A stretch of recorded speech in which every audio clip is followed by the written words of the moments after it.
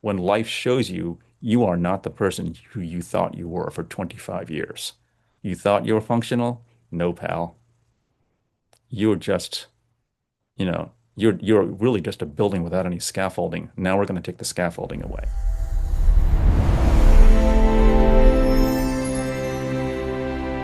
So let me just start by saying that I am not a licensed therapist. I'm not a licensed mental health professional. Um, I was a licensed drug and alcohol counselor, and I am now a certified professional life coach specializing in somatic release facilitation. And so that's my specialty.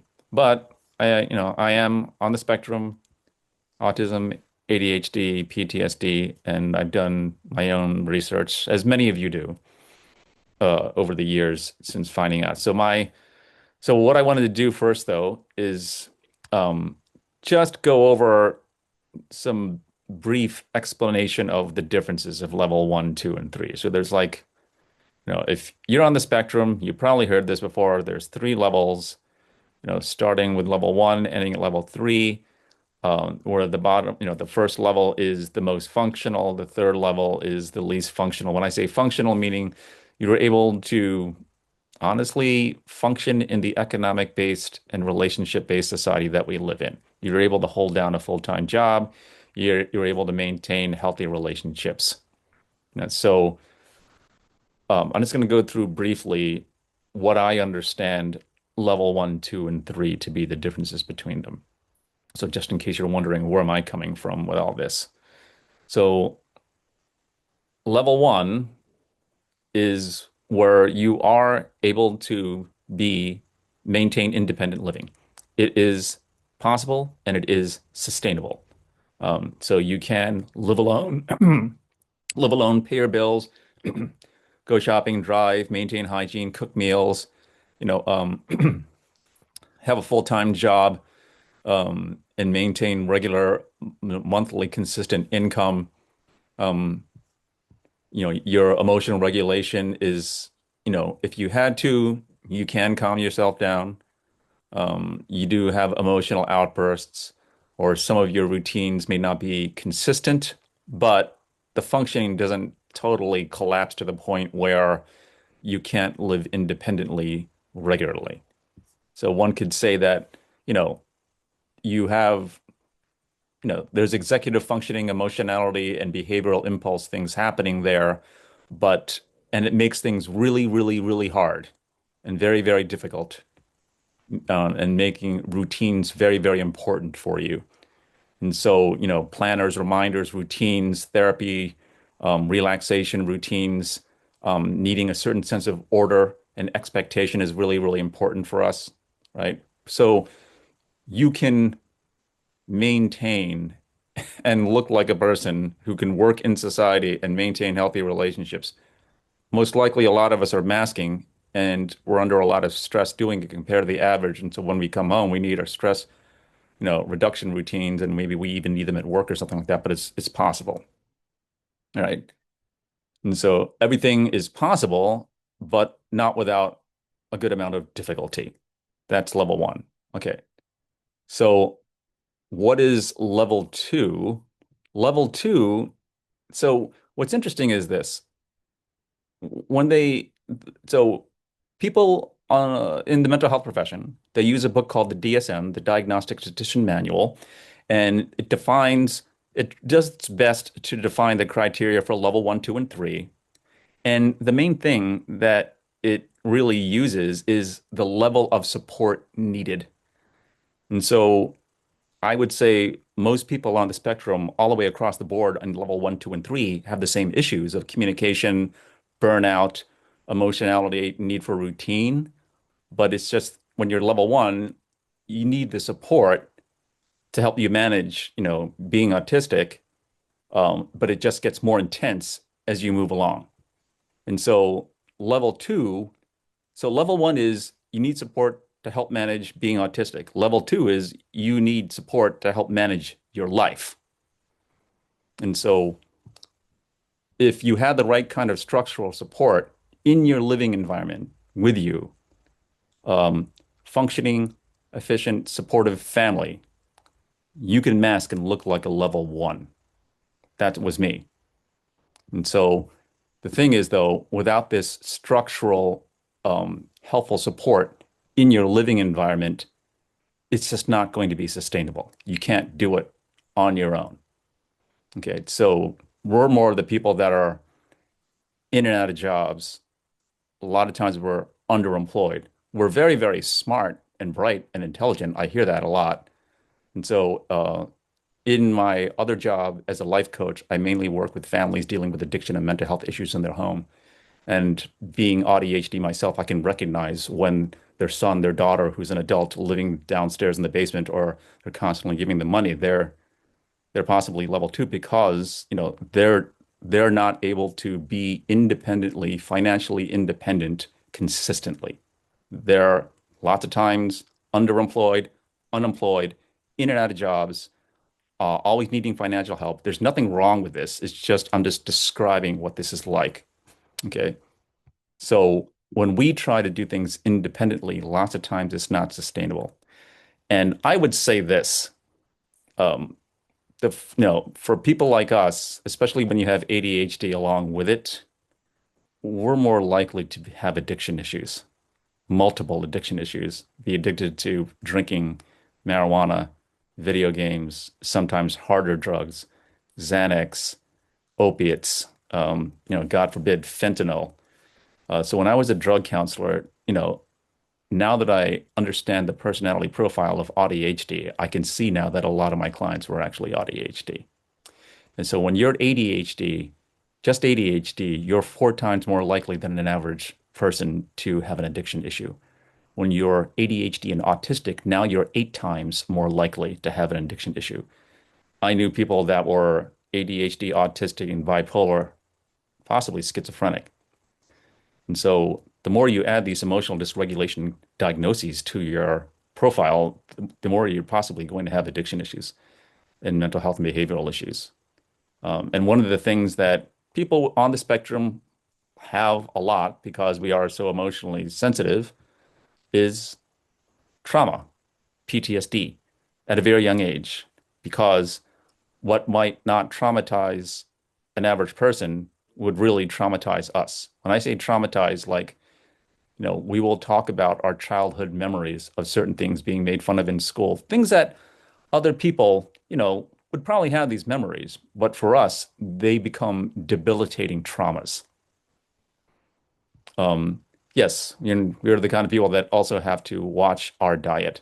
So you can easily I mentioned all these drugs. There's also process addiction, gambling, sex addiction, food addiction.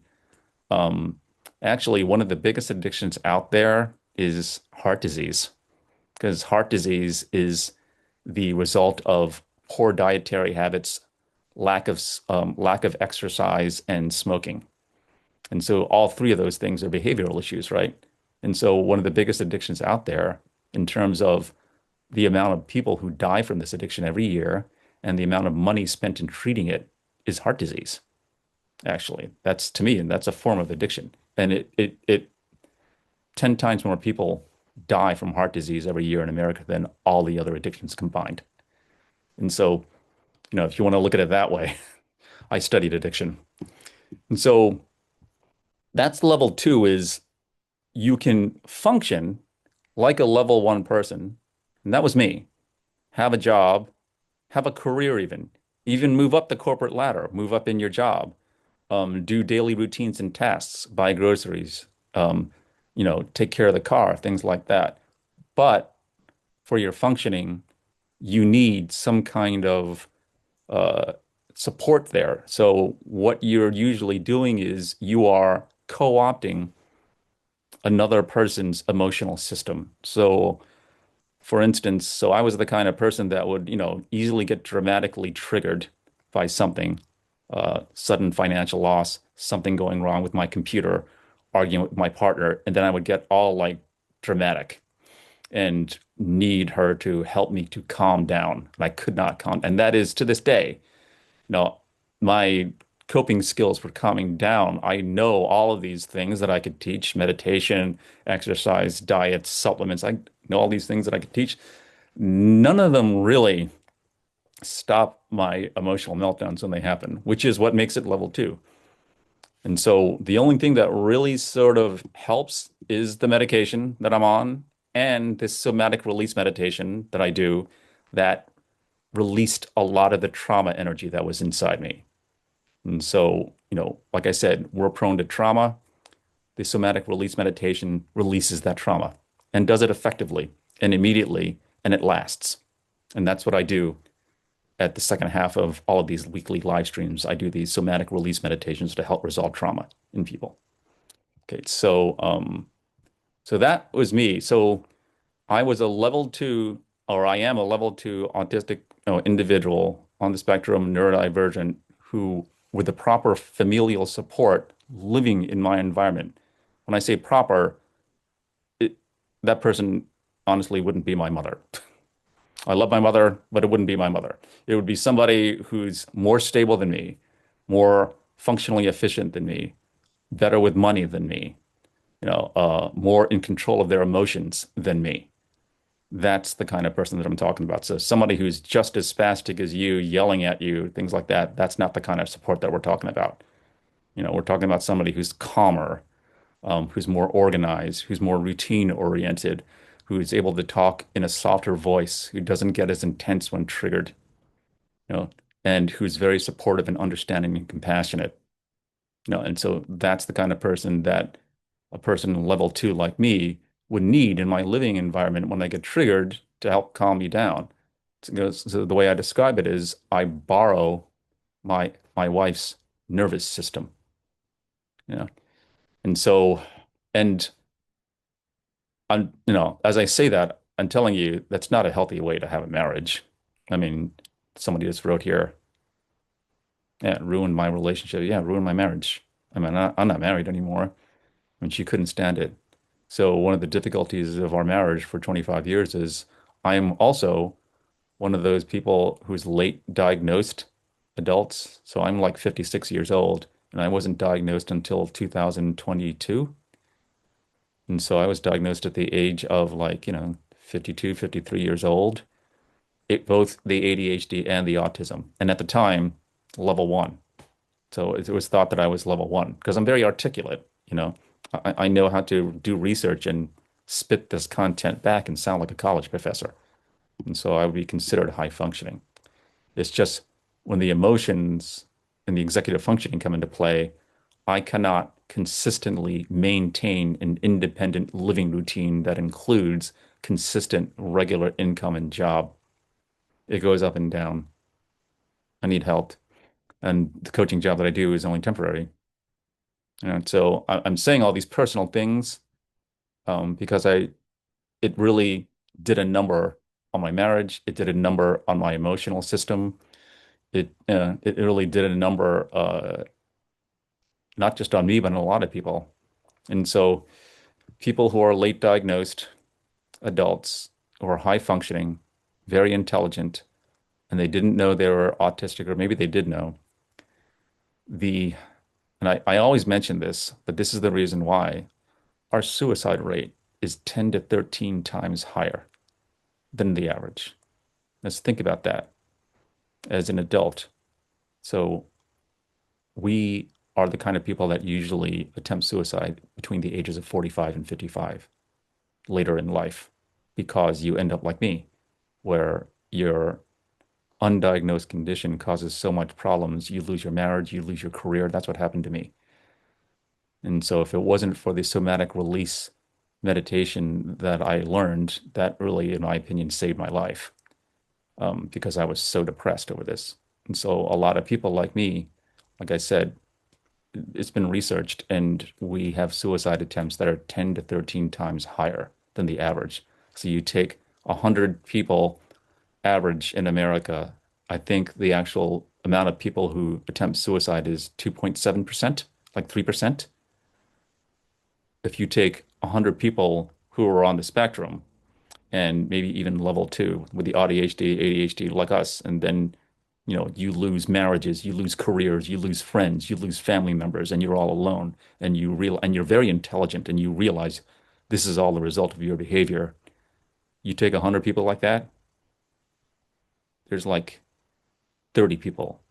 Instead of 3 people out of 100 that would attempt suicide, 30 of us out of 100 would attempt suicide. So that number is like way high. And I had friends in which they died this way, not knowing that they were possibly on the spectrum. That's why I made this channel. Okay. And I know my friend is always saying, you're too intense. You got to learn to lighten up. I really don't know how to say this in a light, springy, happy way. It's like talking about the national debt or the government shutdown. It's like really hard to talk about it when people are not getting their Medicare. So it's hard to make a joke about it. But I understand that, these platforms are all about engagement. I'm just out here to save lives and give people helpful information, you know. So um so my story is, and I'll just tell a little bit of my story to help you to understand what this level two thing is. Yeah, because we are misdiagnosed a lot because of our high functioning intelligence, especially if we are in families that support us, if we're in marriages that support us. So um, you know, I was late diagnosed, so I was as a child ADHD and autistic, did not know. I feel that I inherited this from my mother, who acts and thinks like me. So she's probably ADHD and autistic as well. She couldn't, when she was here for Thanksgiving for the week, she couldn't stop moving around the house and like cleaning the house and throwing away things that I needed. And she just couldn't stop moving and couldn't stop talking. And so I'm like, I definitely got this from her, no doubt. And so inherited that from her. You grow up like this. One of the other conditions that comes along with this, as I said, is PTSD. Because as a kid, when you're more emotionally sensitive than other kids and you have executive functioning issues and you don't act and behave in a similar way to everybody else, you get made fun of a lot and you take it really, really, really hard. And so they become traumas to us. And so one of the diagnoses that always comes along with this is PTSD. So ADHD, autistic, PTSD, right? But very high functioning, did well in school. I did get the report cards that would say, looks out the window too much, very sloppy handwriting. He's never paying attention. He's always talking, stuff like that. In my report card, growing up in the 70s and 80s, shows you how old I am. But I made it through school pretty well, got into college, went to the University of Michigan in Ann Arbor, majored in art, in graphic design. And I do realize when I look back on it, because it's really hard for me to read a book. It's really hard for me to write a paper. And I'm wondering, how the heck did I get through all of high school and college? And I realized I majored in art, which, really helped me to get a degree. And I was good at it. And so got my degree in graphic design, and it served, loving art and being good at art served two purposes. One, I was able to graduate college and get an education like that and get my BFA. And two, when I finally, graduated, moved back to Philadelphia, that's where I met my wife, who was also a graphic designer. And so getting a degree in graphic design, getting a job in graphic design started my family, actually. And so met my then uh, wife, no, partner before she became my wife. We were both graphic designers there in Philadelphia, and that's how we met. And so basically, I went from a supportive enough living environment with my biological family. There was a lot of craziness, abuse, um, distractedness, violence, intense trauma, but it was supportive enough. Went straight from that, lived with a roommate, my friend, for a few years, and then, me and my then fiance, who became my wife, lived together. So what I'm saying is the entire time from my childhood all the way through my married life into age 50, I was always living with somebody who was very helpful and supporting and understanding of me. I was never alone. I just never thought about, I always thought I could live alone. I was able to get jobs. I was able to maintain income. I didn't realize it was because there was somebody there in the living environment helping me to get groceries, helping me to clean the place up, helping me to go shopping, helping to pay half the bills, helping to deal with any kind of problems that might come up with the car or house maintenance or something like that. It just never occurred to me that I would have strong emotional outbursts when these kinds of things would happen when I was alone. I didn't know. And so I was so functional with my then wife, who was autistic herself. She was the one that ran all the routines. She was like what they call my structural scaffolding. So if you think of a person like me who's level two, masking like they're level one, like a building, all the stuff that she was doing, maintaining the bills, taking care of the car, raising the kid, buying the groceries, taking out the trash. And I'm telling you, like she did everything. And when she saw me do stuff, she was like, "You do it so sloppy. Like I'll do it." She was doing that so much that it was the effect of, if you think of my life as a building, she was the scaffolding. And nobody knew. I didn't know. I really didn't know. When a person like me, who's really level two, is with a person who's so functionally efficient and nurturing and caring, like a wife, who's really good at with all the routines and paying the bills and all, I can actually do much, much better. I thrive under that kind of help. Yeah, certain keywords on these apps, it's weird. Yeah, it's the algorithm because they can't track everyone, so they just program certain words that you're not allowed to say. I didn't realize that. Okay.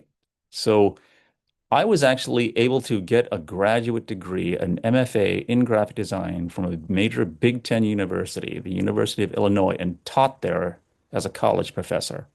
That's how much my my wife's help with my internal emotional administrative scaffolding helped me to thrive.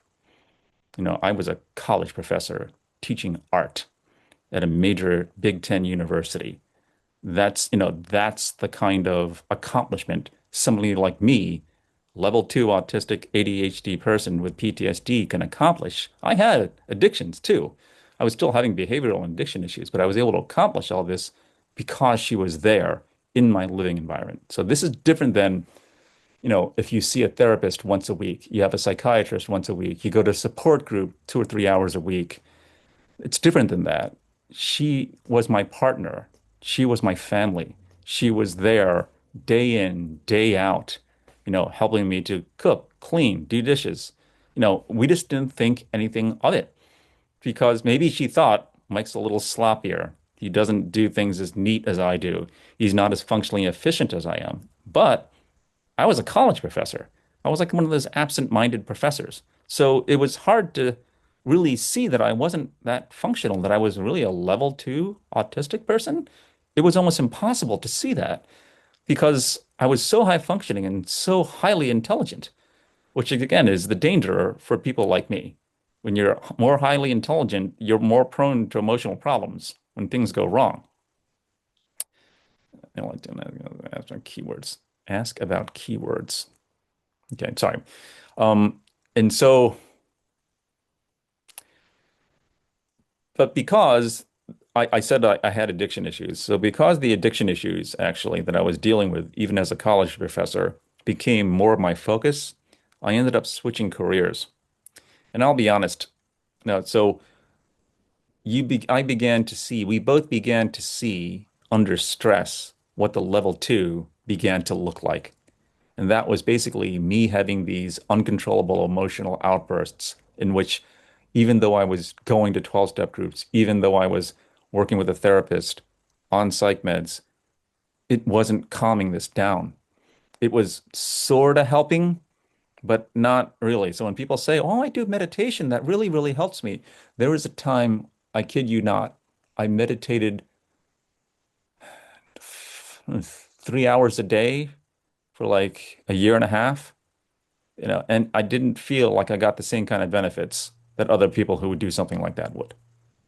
And it was always like that for me. Try exercising, try this supplement, try doing this, try going to this retreat, try journaling. I became a self-help junkie to try to stop these emotional outbursts. And did not know what was happening was that I was level two autistic and did not know that I was much and with PTSD. So I was much more prone to getting upset discombobulated, not being functional under certain triggers or when something would go off the routine or my expectation. And I couldn't calm down. And it was terrible. It was terrible for my wife. It was terrible for me. We didn't know what was going on. So the arguments and fights that we would get into were like terrible. And afterwards, when they would happen, that kind of shame and feeling that self-loathing would stay with me for hours, sometimes days, and it really felt like, it was like my emotions were like an anvil that were like when they got triggered, it felt like they were weighing me down physically. Um, my psychiatrist did say like, you were probably with your wife only a mild borderline personality disorder, the way you're describing what you did and the way you interacted and stuff like that. Because I sort of did hit certain things of the criteria for borderline personality disorder, but it's mild because I only unleashed it on her. So I know sort of what it's like. When I do work with people in which they say my son or daughter is borderline, and I understand that condition because I was sort of borderline with her. It was that bad. And so because of that, me trying to understand my behavioral issues and my addiction issues, I switched careers, became a drug counselor. You know, um, and one of the things this condition does, being level two autistic, is it's really hard for you to maintain jobs because you're always having problems with your boss. You're always like, it's really what's happening. What's happening with me is my body could not emotionally take the pressure of a full-time job. But instead of saying that to my then wife, I would just say, my boss is a jerk. He doesn't treat his workers really well. We have bad benefits. I would find other intellectual reasons to quit jobs. And I would usually, and there was a time when I was quitting jobs every 6 months for reasons like that. And really what it came down to was I was too emotionally intense and too triggered all the time. And I couldn't hack it. I couldn't hack it. And so people like me, we don't even know that we're like this. We come up with all these smart intellectual reasons as to why we don't work full time, why we can't move up the corporate ladder, why we don't date. We'll have all these reasons, but really what it comes down to is we can't handle our emotions under these circumstances when triggered. That's really what it came. That's what I realized. But I was making excuses. I was making intellectual excuses for not being able to hold down jobs full time all the time, just going in and out of jobs. And so what I'm trying to say is this condition also took careers. It didn't just take a marriage from me. It took whole careers from me. I was a really good artist and graphic designer, but because of my mental health, I quit the entire profession, thinking that, it was the profession, it wasn't me. And I've met other people that are like this. You know, I'm holding out for management, and meanwhile, you're not working. So that was me. And I lost two careers that way. So I switched from that to being a drug counselor. We moved back to the East Coast. Um, and it's when we had a child, bought a house, and I started working full time as a drug counselor. That's when the stress of that really, my level two autism began to really show. So even though she was providing all of this emotional administrative scaffolding, the pressure of trying to hold down a stressful full-time job as a drug counselor in a methadone clinic, that's a really stressful job. If you ever wanted to work with full-time with like opiate addicted people, actually, I enjoyed working with them. I just couldn't stand my boss. There, see that? That's the that's the level two possibly right there. And so that was a very stressful job. Now I have a child. I have responsibilities now. Can't quit jobs. I got to stay in the job now. And we bought a house. And so, I was married, full-time job, mortgage, kid, trying to look average, trying to look like I could function out there, And that's when the level two really couldn't, my level two autistic emotional nervous system and executive functioning could not handle this pressure. And so I began to drink a lot more. I was already drinking all the time, but it really escalated when I was under this kind of pressure to the point where when I don't drink anymore, but the reason why I don't drink is because I ended up almost getting ulcers. I ended up with a medical problem from my drinking. I was drinking so much.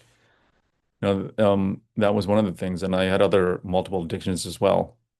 Um, spending addiction. There was other addictions that I had as well. Sometimes marijuana addiction. Sometimes I would use multiple addictions all at once when I would come home. So that was one thing was the addiction issues.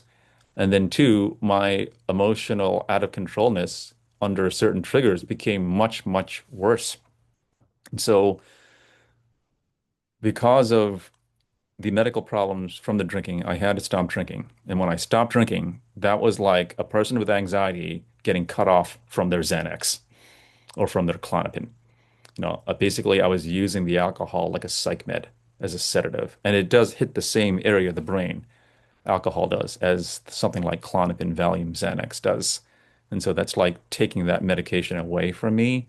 Now my level two autistic brain became much more dysregulated and it began to show. And for what it's worth, when you stop doing any kind of substance abuse addiction like alcohol, cocaine, opiates, it takes 12 months of consecutive sobriety for your brain to turn fully back on. You're taking these medications, you're taking these drugs as medications so it can shut down parts of your brain so you don't have to feel things. You can be numb, right? And so when I stopped drinking, all of this stuff, all my brain began to turn on. All of my level two autistic ADHD, PTSD emotionality began to go online over the course of 12 months. And so basically, over the course of 12 months, I became a gigantic asshole. I became a really big jerk to my then wife.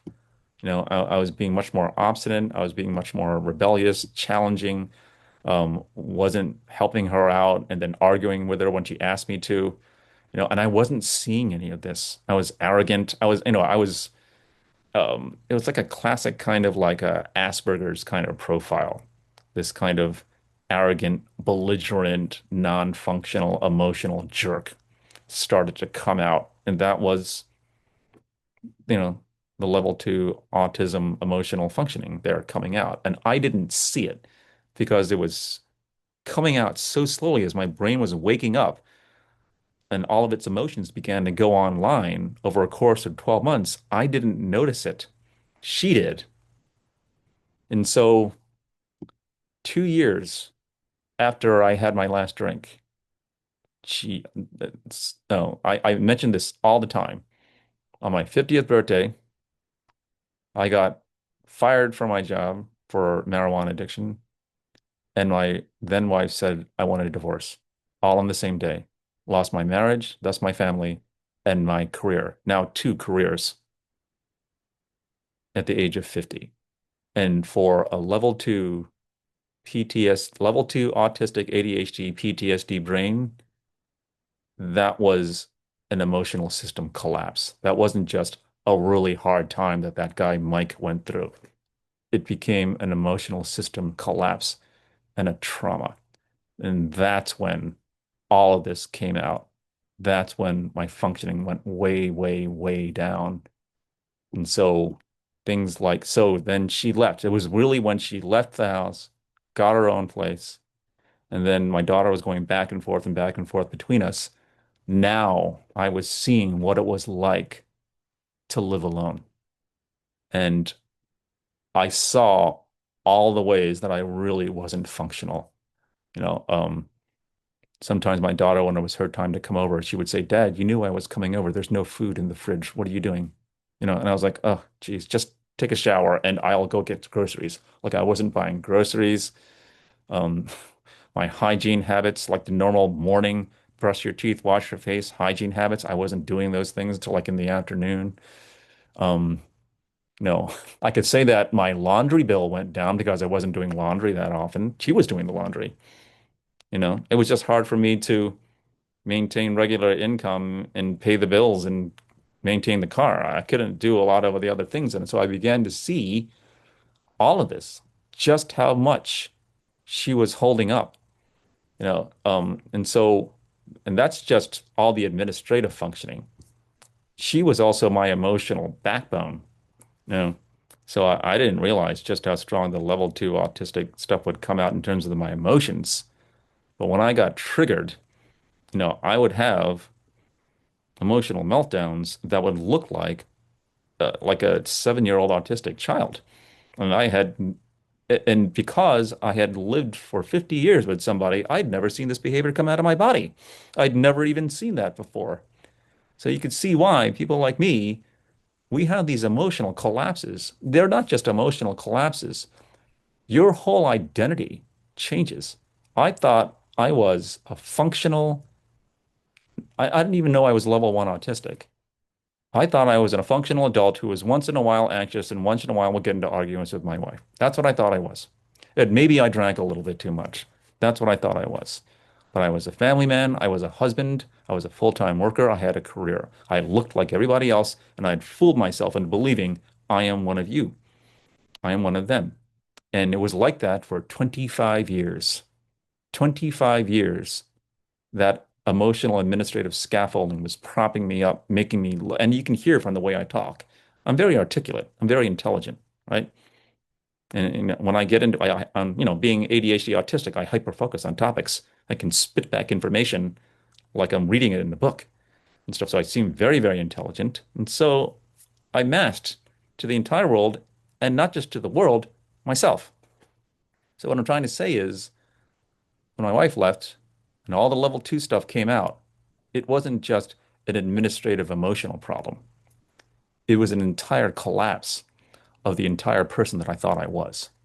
Imagine waking up one day and realizing your entire 25-year marriage and what you thought was a loving family and a loving wife and what you thought was a functioning person was a lie. And I realized it within a period of like, that week. I became very, very despondent. I stopped working. I couldn't even function. I was in a shock and a trauma. It was an identity collapse. It wasn't just an emotional problem or administrative problem. I was going into existential crisis when life shows you you are not the person who you thought you were for 25 years. You thought you were functional? No, pal. You're just, you're really just a building without any scaffolding. Now we're going to take the scaffolding away. And my entire identity was collapsing. And so I can't really describe to you what that's like. Like I couldn't even grieve properly because when I would try to cry over the loss of the marriage, I was like, did she even ever love me? Like I didn't even know. Like I didn't even, I was questioning everything about my marriage and my life. It, and because everything became unstable. Even my own memory began to be challenged. What did I think I had? Did I really thought I had a happy married life and I was actually a functional person with a career? Did I really think that? What was I? See what I'm talking about? This is like an identity collapse with an existential crisis. The person that I was could not survive this. There was no way, right? And I began to have thoughts. I can't mention them here because TikTok is going to give me a problem. But it was the person that I was could not survive. And so what came out of all this, though, was a spiritual awakening.